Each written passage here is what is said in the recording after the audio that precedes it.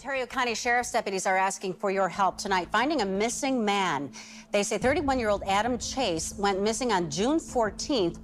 Adam, if you can hear this, you have a place to come home to. Call me, email me, whichever. Just come home.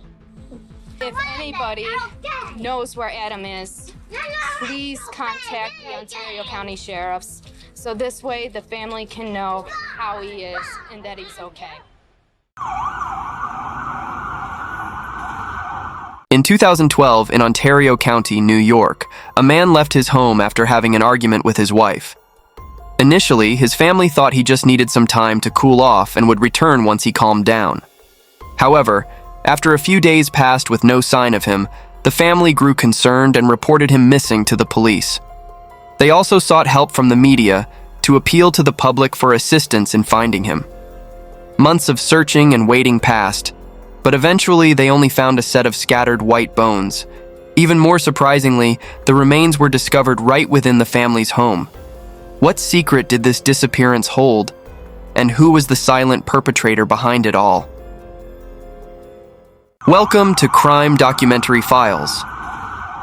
Let's rewind to about 6 p.m. on Thursday, June 14th, 2012. A woman named Rose Chase, 30, drove to her in-laws' house to pick up her son. Before leaving, she mentioned to her mother-in-law that she and her husband Adam had argued that morning, after which he stormed out and hadn't been seen all afternoon. Rose's mother-in-law felt a bit worried upon hearing this, but she thought she understood her son. This was a small rural area, and he didn't have many friends. Even if he was still angry and didn't come home tonight, he would surely go to his parents' house to sleep. So, she reassured Rose to go home, saying Adam would return by nightfall. The next afternoon, Adam still hadn't come back. His mother called Rose to ask if he had returned home, but Rose said Adam hadn't come back all night and hadn't called either. At this point, his mother was genuinely worried.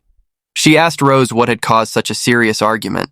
Rose explained that Adam had been playing video games nonstop at home, so they had tried to talk about it the day before. Unexpectedly, the conversation quickly escalated into a fight. Rose said Adam had punched a hole in the wall out of anger and then left without taking his wallet or car keys. After hearing Rose's explanation, his mother decided to call the police. She was concerned that without a car or money, Adam couldn't have gone far and feared he might have done something reckless or gotten into danger. By June 18th, Adam had been missing for 4 days. Local residents enthusiastically organized search teams to help. The police also sent search units throughout the village, including to Rose and Adam's house. When the police, accompanied by search dogs, arrived at the house and asked Rose if they could search inside, Rose happily agreed. However, she warned the officers that the house was very messy, asking them not to mind the clutter. Upon entering, everyone saw that Rose wasn't exaggerating. The house was indeed a mess. This 3-bedroom, 1-bathroom, 50-square-meter home was filled with chaotic piles of belongings. Clothes were heaped on the beds like mountains, drawers were overflowing, and the floors were littered with electronics, toys, and even snacks. The entire house barely had any clear pathways. It was hard to imagine how they lived there daily. After inspecting the cluttered first and second floors, the officers led the dogs down to the dark basement. However, as soon as they stepped down the stairs, a foul odor hit their noses. Rose explained that the basement's plumbing had a leak that hadn't been fixed yet, and she hadn't had time to hire someone to deal with the rats and bugs. So she suggested that the unpleasant smell might be due to dampness and animal remains. The officers and their dogs searched the basement, but found nothing suspicious except for some scattered tools, puddles in the corners, and dead cockroaches on the floor. In the following weeks, more and more locals joined the search team. They combed through every nook and cranny of the village, but found no trace of Adam. Strangely, Adam's family told reporters that on June 19th, the 5th day after Adam left home, they received a text message from him. It said, "I'm at a friend's house and need time to think." However, they never heard from him again after that. Chase's sisters say there were 2 texts on June 19th, one to each of their parents. It said, "Staying with a friend in Canandaigua, need time to think." This message raised suspicions with Adam's parents and the police. They mentioned that Adam would typically call directly if there was an issue, and he had never sent a text message like this before. Therefore, they believed that someone might have impersonated Adam, implying that his disappearance likely involved external interference. However, the police showed little concern over this. They advised the family to be patient and wait for good news instead of getting worked up over imagined scenarios. Adam's disappearance, initially lasting a few weeks, extended into several months. Over time, the family's bad feeling grew stronger. Since they and the police could not agree on how to approach the case, the family had no choice but to seek help from a private detective. The detective who took on the case was Ronnie Miller, an old friend of Adam's father. Adam had grown up under Ronnie's watchful eye. He knew that no matter how angry Adam might get, he would never abandon his family. After evaluating the current clues, Ronnie agreed with the family's suspicion that something bad had happened to Adam. But if Adam wasn't truly missing, then where could he be? The answer to this question was clear to them all. None other than Rose, Adam's wife of 11 years. Adam, if you are seeing this, can you please come home to your family? They really do miss you. And if anybody knows where Adam is, please contact the Ontario County Sheriffs so this way the family can know how he is and that he's okay. The family turned their attention to Rose, not only because she was the last person to see Adam, but also because her behavior over the past few months and even years suggested she had a motive to harm her husband. Since 2007, 6 years into the couple's marriage, Adam's family had suspected Rose of infidelity. However, lacking concrete evidence and with Adam staunchly defending his wife, the matter was eventually dropped. However, just a week before Adam's disappearance, a relative spotted Rose acting intimately with an unknown man in a neighboring town. Fearing they might be mistaken, the relative quickly took a photo with their phone. Although the picture was blurry, Adam's family recognized Rose by her features and clothing. When the family showed Adam the photo, he was deeply shocked. At the time, Adam said he would find time to talk to his wife, but shortly after, he vanished. This gave the family reason to suspect that Adam's disappearance was somehow connected to Rose. Additionally, over the past few months, Rose had consistently avoided answering the family's questions, such as about the day they argued and what was said that provoked such a strong reaction from Adam. Because if, as Rose claimed, they argued about his gaming, why would Adam be so furious that he punched a wall and left without contacting his parents? Adam's family believed Rose's explanation was full of contradictions and were convinced she was hiding something. However, when they voiced their suspicions to the police, they were repeatedly dismissed for lack of evidence. She had said that we were harassing her. The investigators actually called us crazy. Adam's family then protested in front of Rose's house, trying to draw the police's attention and put pressure on Rose.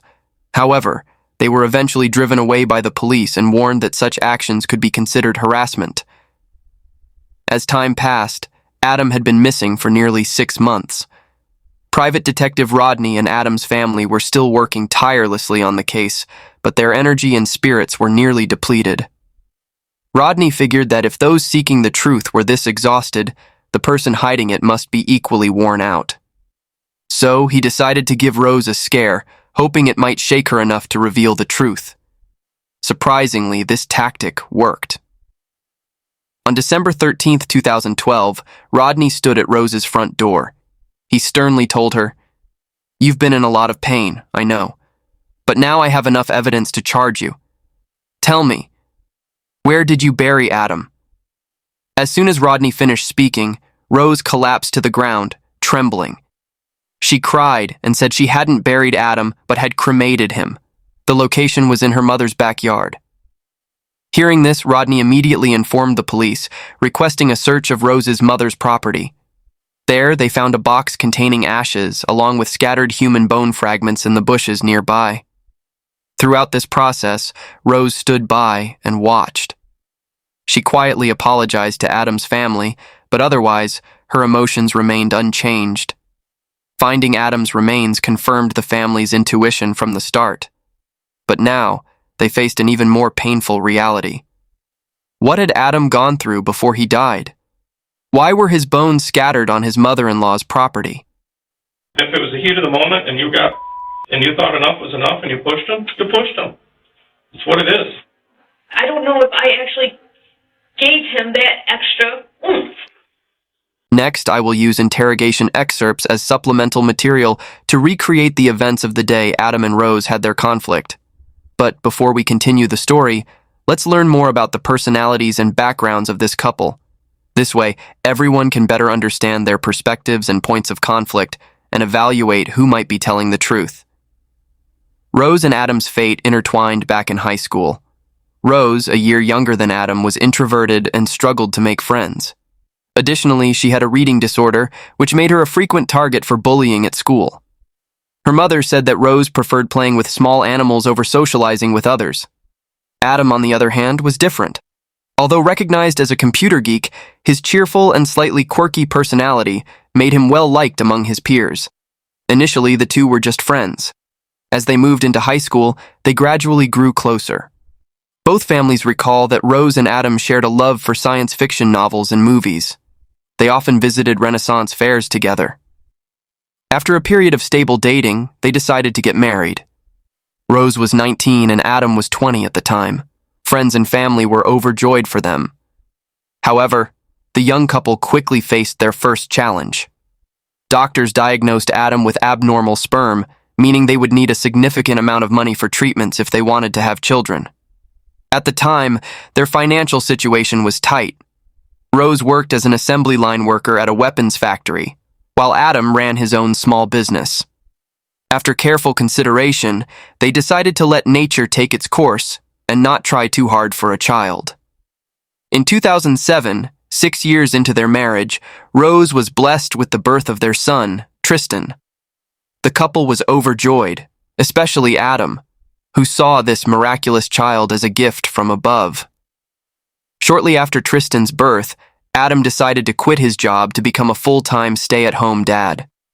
Although this arrangement seemed unusual to others, it was a division of labor that worked well for them. 4 years later, in 2011, Rose was promoted at work. Their improved financial situation allowed them to buy a house near Adam's parents. With his parents' support and Tristan about to start kindergarten, Adam began planning to return to work. Their lives seemed to be entering a more stable phase. However, in reality, their marriage had been showing cracks for a long time. Rose told the detective that since Adam had quit his job to stay home, he had become addicted to gaming. Adam would alternate between playing Xbox and online games, staying up late to play, sleeping in until noon the next day, and then continuing to play. He would eat junk food when hungry and relieve himself in cans. Several times Rose came home to find their son dirty, his diaper unchanged. Rose said they argued about this many times, but after a brief period of improvement, Adam would always revert to his old habits. Feeling neglected and cold-shouldered, Rose admitted to having affairs and multiple boyfriends. This continued until the day of the incident, June 14th.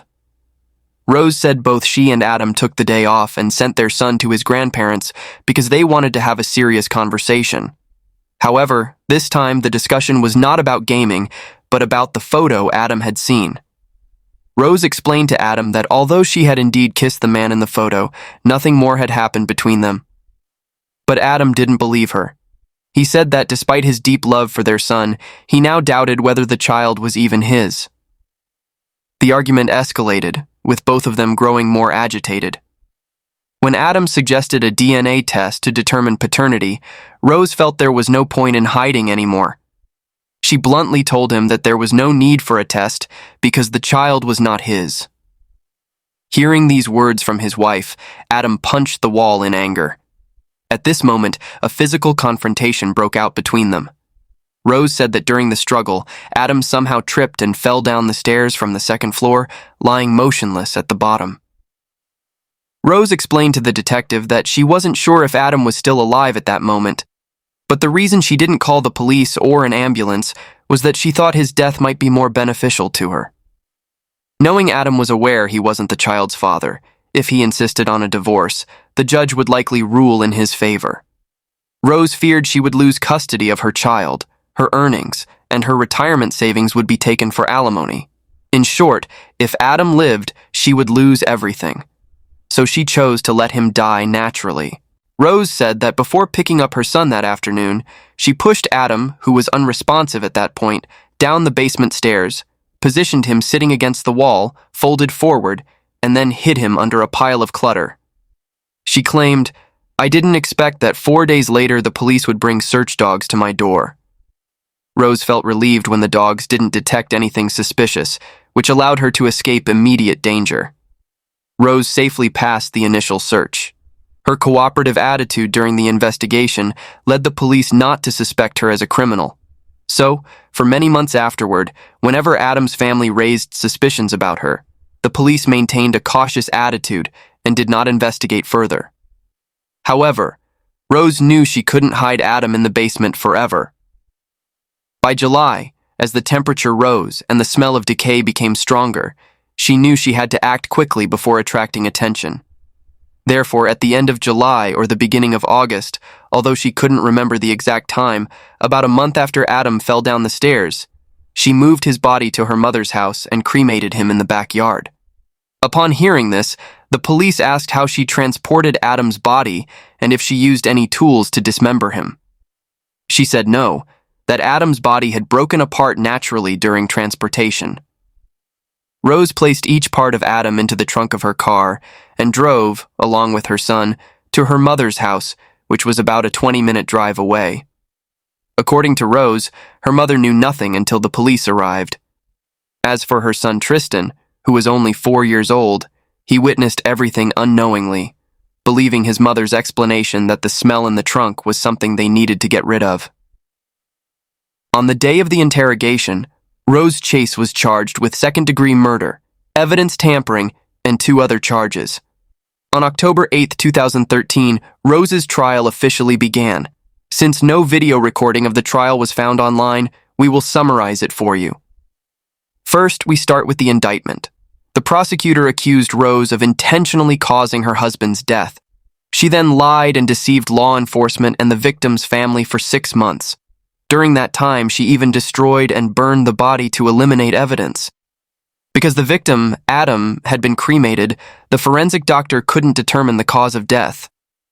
Therefore, the prosecutor strongly refuted Rose's claim that Adam died from a fall down the stairs. He argued that from beginning to end, Adam did not fall on his own, but was pushed by Rose. In response to the police's charges, the defense lawyer countered with the argument that you can't kill someone who is already dead. The defense lawyer took advantage of the inability to determine the cause of death, insisting that the victim Adam had stopped breathing as soon as he fell down the first set of stairs. He acknowledged that Rose didn't call the police, didn't try to save her husband, and even pushed him down another staircase and hid his body in the basement, but he argued that all these actions were not premeditated. Therefore, he argued, her crime should not be second-degree murder but rather a lesser charge such as manslaughter. Many people believed the defense lawyer's argument was a cop-out, but given the existing evidence, what he said was indeed a possibility. Meanwhile, Adam's family sat below, tears streaming down their faces. For them, the truth had turned to ashes along with Adam. At this moment, they only hoped that justice would deliver a fitting punishment for the criminal. Finally, on October 18, 2013, after 7 hours of deliberation, the jury reached a verdict. They found Rose Chase guilty of second-degree murder. Notably, the judge sentenced Rose to 24 years and 4 months to life in prison. The earliest she will be eligible for parole is April 2037. That is also due to the Chase family because they are the people that kept the pressure up on Rose Chase, and I think... Been a long time coming, yes. Very difficult to get through. Call it mother's intuition, but I knew something was definitely wrong. My son always called me when something was up. Always. Either me or his dad. My son can rest. Currently, Rose is incarcerated at Bedford Hills Correctional Facility for Women in New York. In an interview, she told a reporter, "I did not commit the crime everyone accuses me of." She insists that Adam's death was an accident, but his family, seeking revenge, framed her and ensured her imprisonment. Facing Rose's lack of remorse, Adam's family has declared they will attend every parole hearing to ensure she serves her full sentence and is not easily released. After the incident, 4-year-old Tristan was adopted by Adam's parents. To them, whether Tristan is biologically Adam's child is irrelevant. They love him deeply and celebrate every milestone in his life. Tristan is now 16 years old and has a long journey ahead. We wish him the strength to overcome his family's burdens and walk confidently and successfully into the future. In conclusion, Adam Chase's case is a heartbreaking tragedy, offering many lessons about marriage, family, and the justice system. While Rose Chase faces a severe punishment, the pain and loss experienced by Adam's family can never be fully compensated. Let us take a moment to reflect on the value of honesty and trust in relationships. Remember, violence is never the answer to any problem. If you have any thoughts or opinions about this case, please leave a comment below. Don't forget to like, subscribe, and turn on notifications so you won't miss our next crime analysis videos. Thank you for watching. See you in the next video.